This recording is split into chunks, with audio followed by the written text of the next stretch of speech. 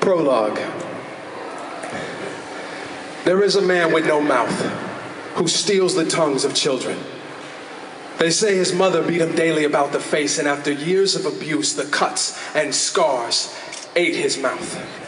Unable to speak, the shame and sadness festered, and the rage soured in his belly, and he slowly went rotten inside. And he slowly went rotten inside. Night whisperers say he got so used to the sound of crying and screaming no that he needs to hear it now every night to fall asleep. The world isn't always the beautiful place we wish it was. Unable to speak, the children, without tongues, the children grow up shutter-mouthed and unwilling to speak. He likes them that way. He wants a silent army of the tongue-depressed children, mute from shame. Frightened, the parents band together and decide the best way to keep the kids safe is to teach them to keep their mouths shut. Talking comes to be known as tongue flaunting, and those who flaunt their tongue must want it taken.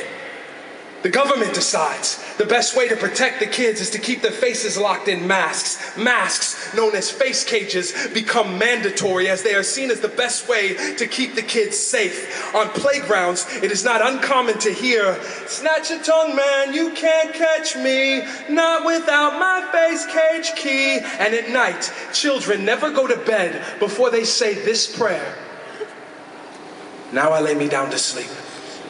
I pray the Lord my mouth to keep. My face is locked inside this mask. Please don't let my tongue get snatched." Part 1.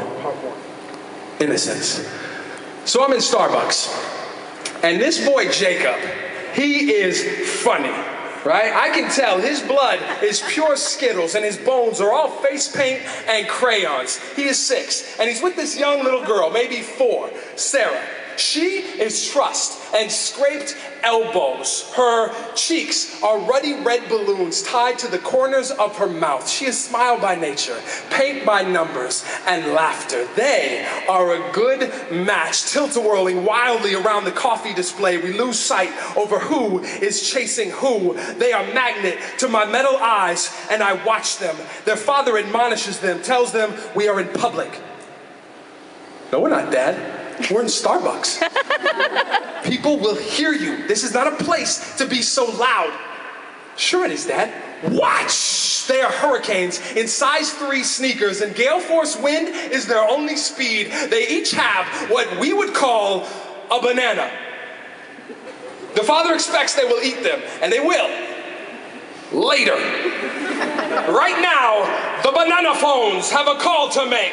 Right now, the newspapers are a spinning skirt and the couches are a castle. Daddy, look, it's a castle. It's my castle. You're a princess? What's your name? Jacob the jester wants to know. Princess? You are a princess, or your name is Princess? Yes. I watch as she unfolds the newspaper into a beautiful gown. Page by page, she builds herself a dress until she stumbles as she walks. The Starbucks door is now floor-to-ceiling mirror where she studies her reflection, unable to read the headlines on her dress, which read, "Search continues for young girl abducted. Feared dead. Daddy, look, I'm a princess." Put the paper down, honey. It's bedtime. Tongue snatching's on the rise. Let's go home and read a story. Witnesses, scared to talk. "You're not a princess," Jacob says, and they leave. I almost tell her, "You are." Part 2.